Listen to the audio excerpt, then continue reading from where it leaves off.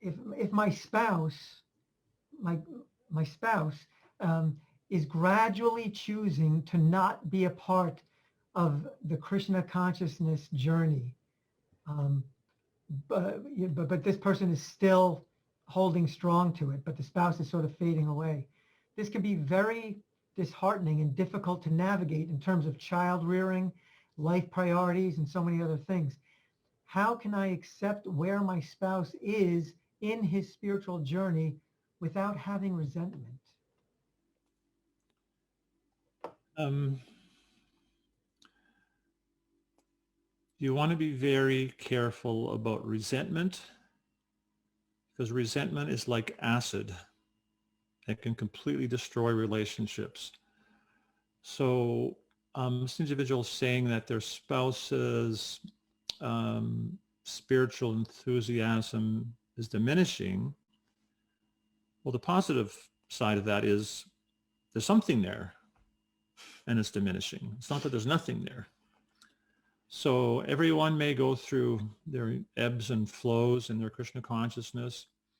And even in the Bhagavatam, it's described that even if someone gives up the spiritual path, they don't exactly undergo material existence. Even if someone completely leaves the spiritual path, the Bhagavatam describes that Krishna is always there making arrangements for them to come back.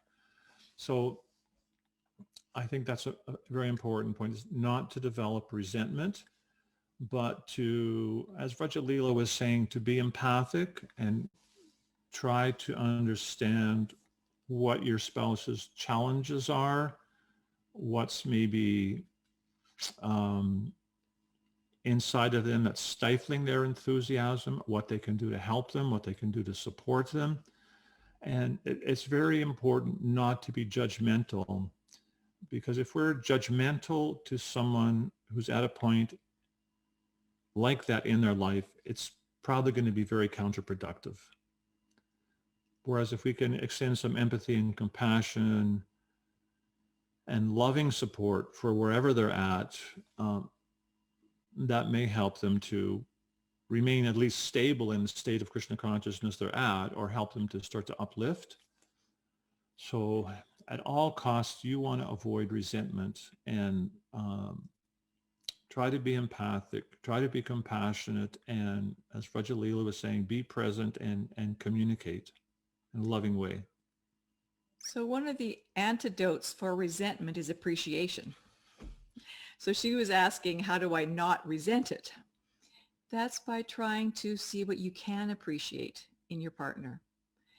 And it's actually crucial to the development of your children, because children naturally go through times in their life when they're questioning the process of their upbringing. And do I want to accept it? And, what of it am I going to accept? And maybe I don't want to do anything right now. I just like all the material stuff better.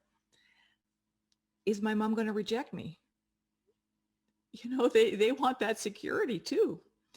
So we do need to be exemplary in how we deal with our partner, and appreciate how just by them being there, that offers a lot of support for your engagement in Krishna consciousness, and to appreciate that.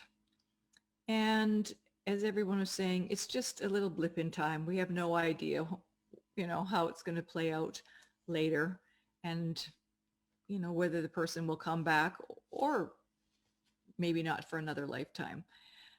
But we have to take responsibility for our behavior, and we need to treat everyone with, love and compassion, and not be judgmental. And that's actually the application of Krishna consciousness. Thank you both. Thank you both.